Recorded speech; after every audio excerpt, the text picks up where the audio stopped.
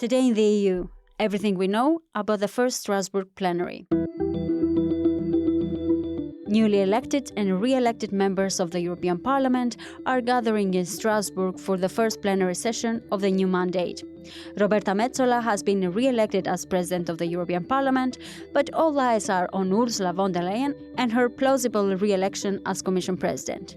What makes this plenary session so crucial, and what indications does it give about the policies and files the new mandate will focus on? Hello and welcome. I am Evikiori, and this is Today in the EU. To understand the intricacies of this very first plenary, we spoke to our politics editor, Aurélie Pugnet. Aurélie, you're in Strasbourg at the Parliament as we speak, covering the very first plenary for this new mandate. The mandate hasn't officially started, of course, but there is some movement already. What can we expect from all the newly elected and re-elected MEPs meeting for the very first time? This week is really the first day at school kind of day for the MEPs that have been elected in the past month. This is the week where they're going to decide who are their presidents, who are their vice presidents, who is basically everyone that's going to be in the leadership of the institution that is going to run the course of the next 5 years. And of course, they're going to take a lot of decisions concerning as well other institutions, including the European Commission, because we expect the nomination and the vote of the next Commission President, Ursula von der Leyen. Also, the very first thing that we saw was the re-election of Roberta Metsola as President of the European Parliament.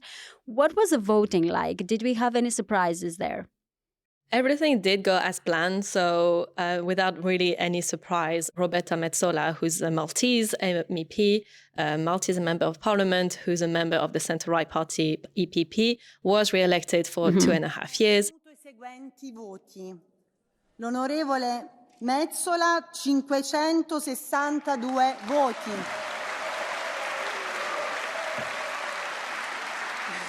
Roberta Metsola thanked the MEPs voting in her favor after securing 562 votes in the first round of voting at the Parliament plenary session in Strasbourg. What is quite impressive is that she got almost all the votes in the parliament, actually. She got over than 500 votes out of 700. So it's an overwhelming majority of votes that we can expect has come from everywhere around the hemicycle. So it's a huge show of support for someone who comes from a rather centrist party from everywhere across the hemicycle, from the far right to the far left almost. That's indeed very impressive. Besides this, one of the most important things that will take place during this plenary session is the plausible re-election of Ursula von der Leyen and her attempt to get the presidency of the Commission for a second term. How sure can we be that it will be her leading this mandate? And what could stand in the way of her being re-elected? So Ursula von der Leyen is indeed presenting herself on Thursday, tomorrow, to be re-elected, she hopes, as Commission President. I'd simply like to express my gratitude to the leaders who endorsed my nomination for a second mandate as President of the European Commission. For me, this means that I now will seek confirmation from the European Parliament on my appointment.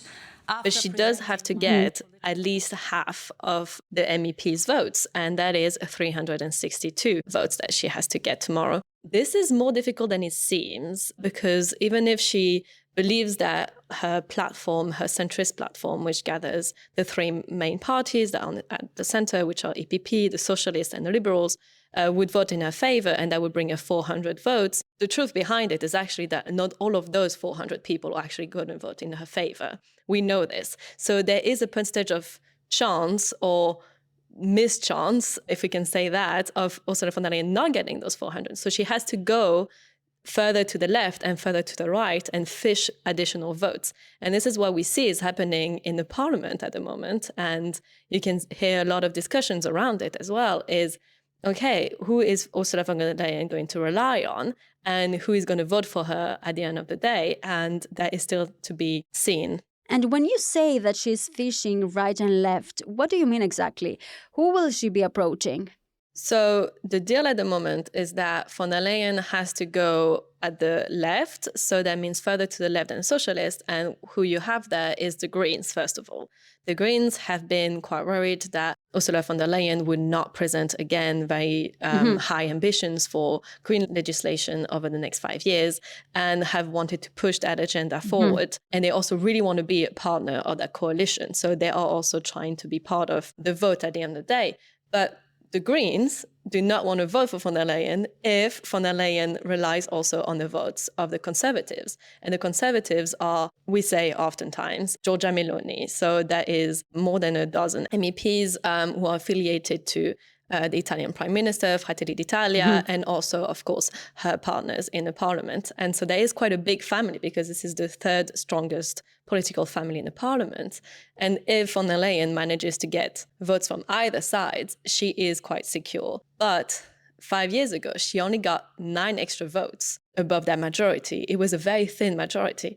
And what is going to be interesting to look at tomorrow is how many extra votes does she get? What is her credibility? What is her legitimacy after the vote? Is it more to the left? Is she going to have to make them happy over the next 5 years when presenting her legislation? Or is she going to have to rely on the Conservative and aiming more towards the far right and maybe more anti-migration policies, for example? And of course, we will discuss thoroughly everything that will happen with Ursula von der Leyen after the result of the vote. But is there a predisposition regarding the direction the new mandate will take in terms of important policies and files that we may witness during this first plenary? What we already see for now is that von der Leyen wants to have a policy and policy files that are quite focused on what the French would call strategic autonomy of Europe. So that is industrial policy, that is reindustrializing the continent, that is helping the businesses, that is also around defense industry. And so investing more into security and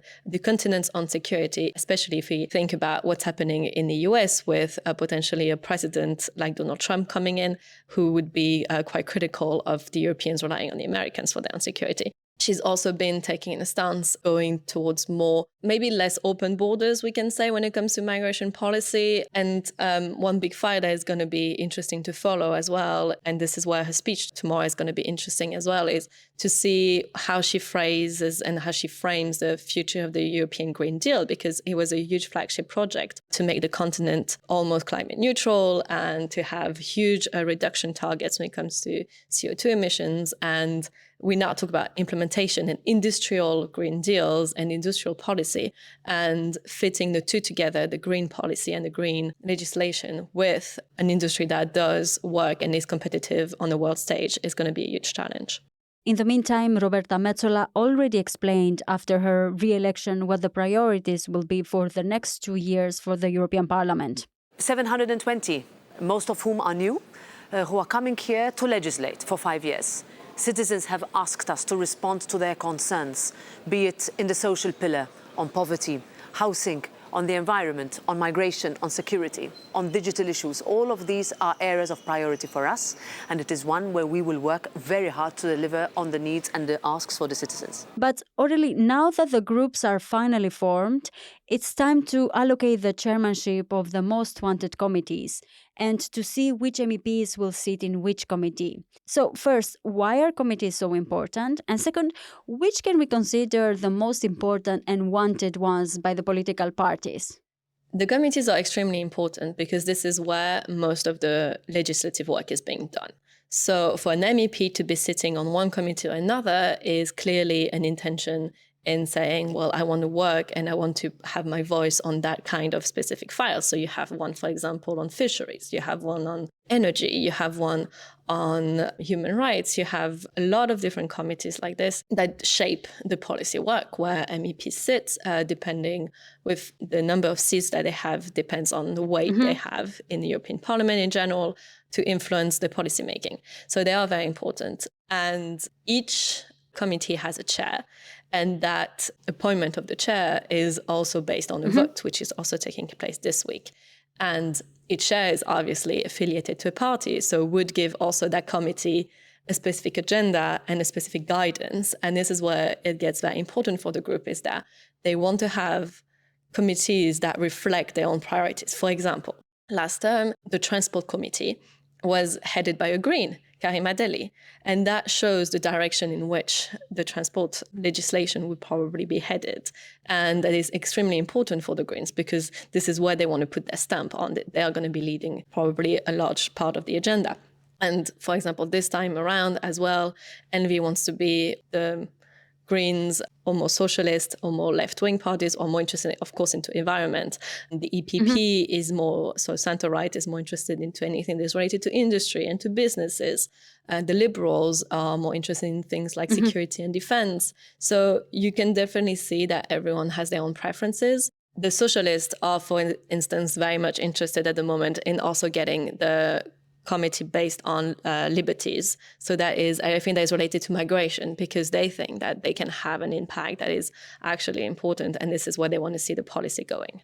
Right. So from what you're telling us, we don't know yet who's taking what, but it looks more like a wish list situation.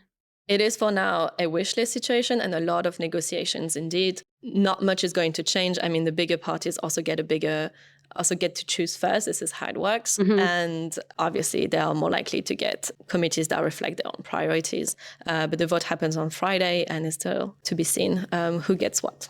Thank you very much, Aurélie. I am Evi Kiori, and this was Today in the EU podcast. Visit Euractiv to stay on top of the latest news. If you haven't subscribed yet, you can find us on all streaming platforms. You can get in touch with us by leaving a comment or a review on Spotify and Apple Podcasts.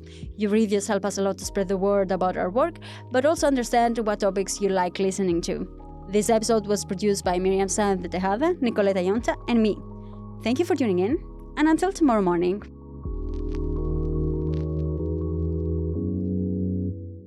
As part of our commitment to accuracy, inclusion and transparency, Euractiv is part of the Trust Project.